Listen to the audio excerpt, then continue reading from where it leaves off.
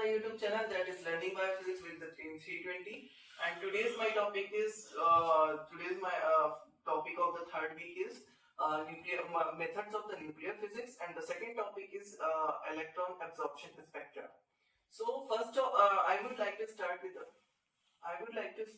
first topic, that is methods of nuclear physics.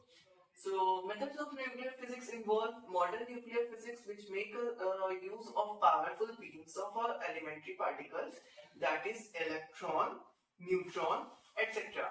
and offers also such methods of X-ray detection, X-ray diffraction using synchrotron radiation, and the neutron diffraction for crystalline and dissolved biopolymers. Magnetic brainstem or synchrotron radiation arises during the motion of charged particles, say electron, in cyclic accelerator. So, in synchrotron radiation, the energy spent for acceleration of the particle is lost.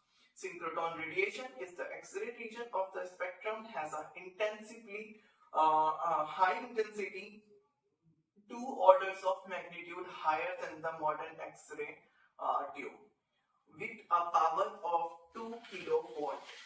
The use of the special monochromatization and collimation enables a 2-order increase in the intensity of the X-ray synchrotron radiation. A further increase by 2 to 3 order is achieved with the aid of special storage devices.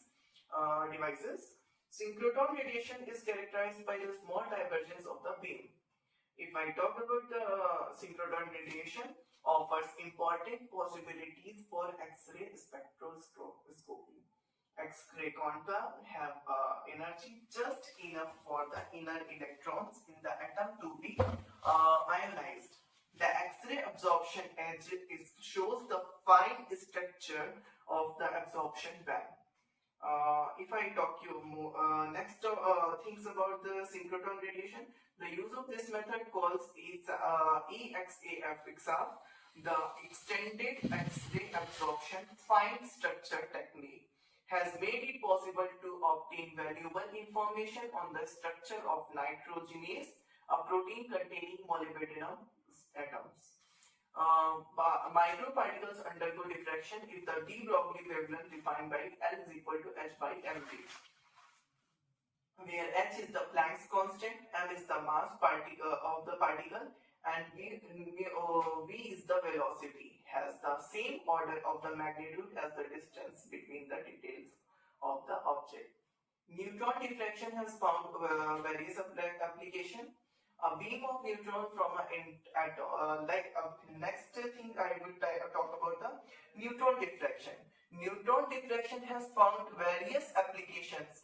A beam of neutron from an atomic reactor is subjected to a monochromatization by reflection from a crystalline plate. Say, we can say a crystalline plate as a CaF2. Diffracting neutrons are recorded by counters. Like if this is like, we can say this is the plate, crystalline plate. If we pass the beam of neutron from an atomic reactor, it is subjected to, like we can say that diffracted neutron that will pass, and some of them will diffract from here and here. These diffracted neutrons are recorded by counters. The neutrons are scattered not by the electronic shell. We can say this as an electronic shell, but it is not because of this electronic shell of an atom, but it's because of the nucleus. We can take it as a nucleus. The nucleus present in the center. Because of that nucleus, this neutron beam is diffracted or scattered. The atomic scattering factor is determined by the proton and neutron. So basically we can say that these are the beams we are passing.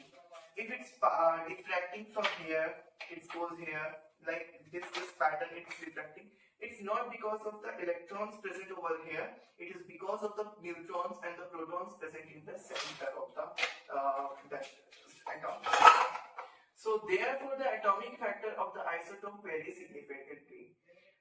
It has been shown that each hydrogen atom which forms the covalent bond, see on the like on the screen, that is OH is extended with the O, and they may occupy two positions. The one shown above, like this above, and the second shown on the below of this, that is O can be this side, H at the center, and the bond with second O. So in other words, the protein will reside near its own oxygen atom and near a foreign oxygen atom. It can be on the both side. So the hydrogen bond is in the water is characterized by the jumps of proton. That proton jumps between two equivalent minima. The minima that is shown on the screen, that like on the notes you can see. Neutron diffraction has been successfully employed in the investigation of biopolymers. Now, it has been possible, for example, to investigate the nature of the complex formation of a protein and DNA in the chromatin is because of just, we can say, neutron diffraction. A specific method of structural studies of biopolymer is gamma resonance spectroscopy based on the Mohs-Bohr effect. This effect consists of the gamma radiation emitted by the radioactive atom. All natural compounds iron contain 2.2% of the isotope, that is 57 Fe. Fe containing proteins, hemoglobin, myoglobin, cytochromes, etc. Have like it can be, the study of Fe containing protein is done by the gamma resonance method. Now we can see further topic is, apart from the heme containing proteins, the method of gamma resonance spectroscopy is used effectively to study iron sulfur protein, that is ferredoxin, redoxin, etc. And also the mechanism of chemical reaction involving iron containing biopolymers. For example, structure determination, one can use gamma emitting isotopes as labeled atoms and the Mohs-Bohr effect as an analyzer. The prospects of the application of gamma resonance spectroscopy are associated first with the development of Mohs-Bohrography, that is the X-ray diffraction based on the radiation of Mohs-Bohr nuclei. Second, the development of the gamma laser has begun, which will make it possible to use holography at a molecular level. So I have told you about my first topic. Now for the second topic of the week 3 is electron absorption spectra. If I start the electron absorption spectra, like we will see here about the wavelengths and the different radiations. We will study about the how visible light, how much wavelength have this much, different wavelengths and different series we will see. So in the long run, all optical and spectroscopic properties of molecules which yields important information on the structure are determined by the distance between the energy level of the molecule.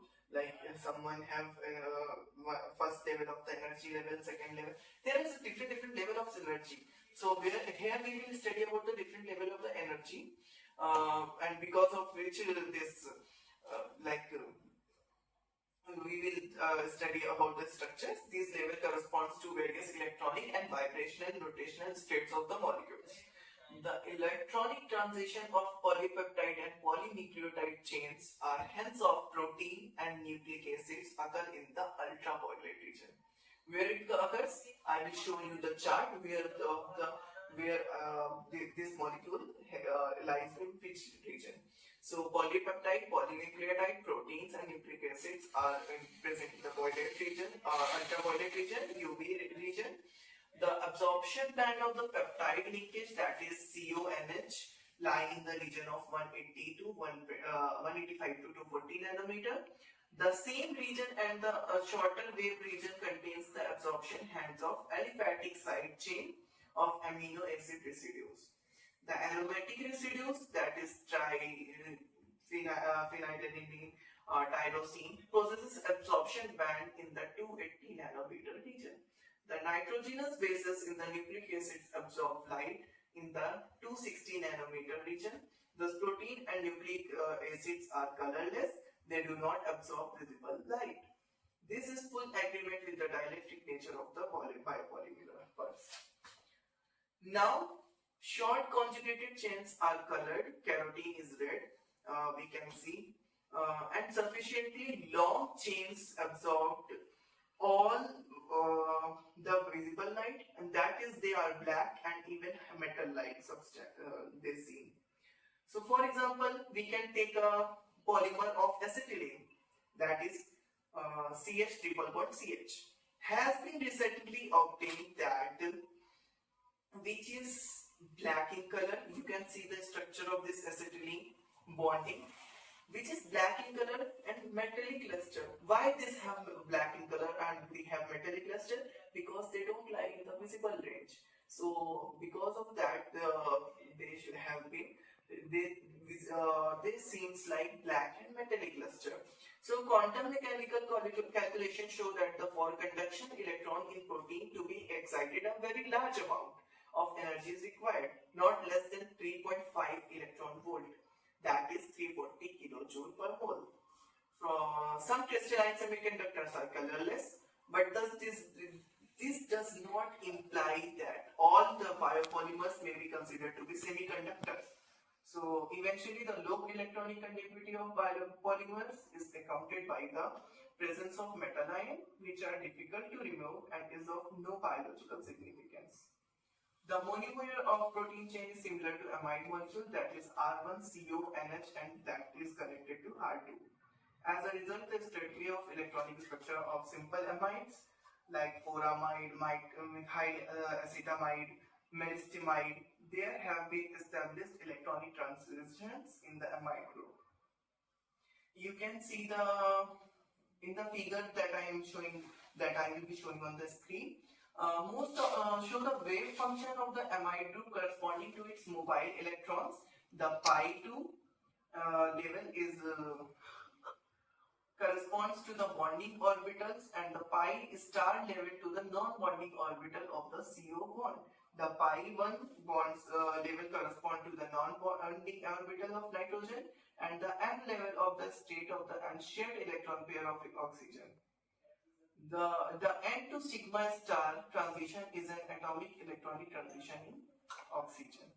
You can see that, and on the screen you can see that N is going to the where to the sigma, that is 150 nanometer is for oxygen, 220 nanometer from Ne to the pi star is of CO bond.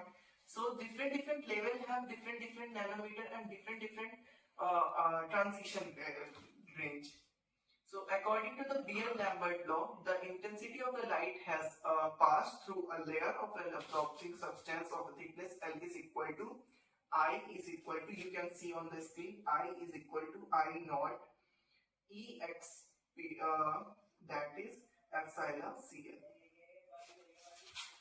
where I naught is the incident intensity, C is the concentration of the EClVc, concentration of the absorbing substance, F this E sigma epsilon sine is the molar extinction coefficient or molar absorptivity in liters per mole centimeter.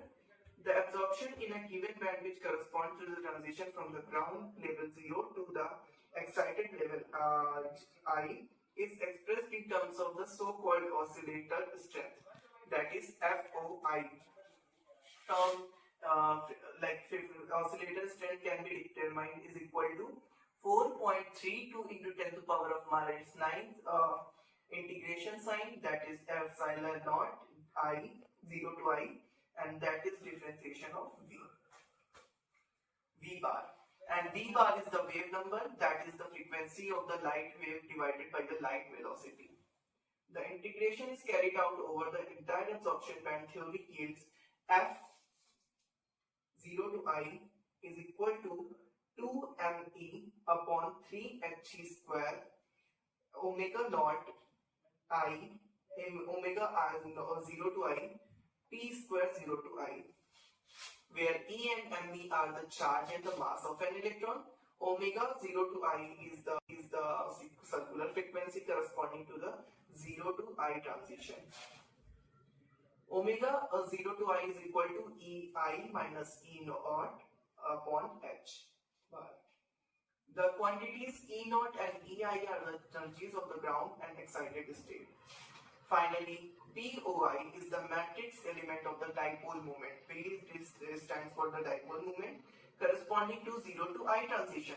So transition of 0 to I molecule dipole moment will be P, we will denote dipole moment by P, O to 0 to I is equal to integration of psi naught P psi I and Px, where P naught square, the quantity P square naught I is called the dipole strength of the transition. Now, theoretical calculations give the following values of the wavelength from lambda 0 I, which corresponds to the following transition: n2 pi star at 230 nanometer, pi 1 to pi star at 160 nanometer, and pi 2 to pi star at 135. The spectrum of the myristoyl shows band of 220 nanometer, 190 nanometer, and the 165 nanometer. It will be shown on the screen how it is happening. It will be more clear. The transition dipole moment of the pi 1 to pi star transition lies in the plane of H and CO at an angle of 90 degrees to the line connecting the O atom and the N atom. And the transition moment of the connecting N to pi star transition is perpendicular to this plane. Of special interest in the biophysics are the spectrum effect that arise as a result of the excitation, exciton resonance interaction, namely the Davidoff splitting and the hyperchromism. Now I would like to explain about the resonance interaction is possible even. About the resonance interaction. It is possible even in a dimer, in which it can lead to the splitting of the ground level into two levels. Figuring, you can see on the figure I have shown on the screen. The scheme of such splitting of these cases of parallel lines, parallel and collinear alignment of transition dipoles, the solid arrows indicates allowed transitions and the broken arrows shows forbidden transitions. Moffitt has carried out a theoretical calculation of exciton splitting the pi 1 to this, and the frequency difference between the two bands is 2700 per centimeter, or about 10 nanometers we can say of wavelength scale. Resonance interaction leads to the redistribution of the spectral line intensities. Next figure that I am showing on your screen shows the experimental results obtained by the polyglutamic acid PGA at pH 4.9. The polymer has an alpha helical form, and at pH 8 this changes to the coil. And oscillator strength of the long wavelength band of the alpha helix is decreased by the 30%. The long wavelength band of the polyglutamic acid and the polysine being is coiled form characterized by an oscillator strength of 0.110. The oscillator strength for the alpha helix is 0.0075.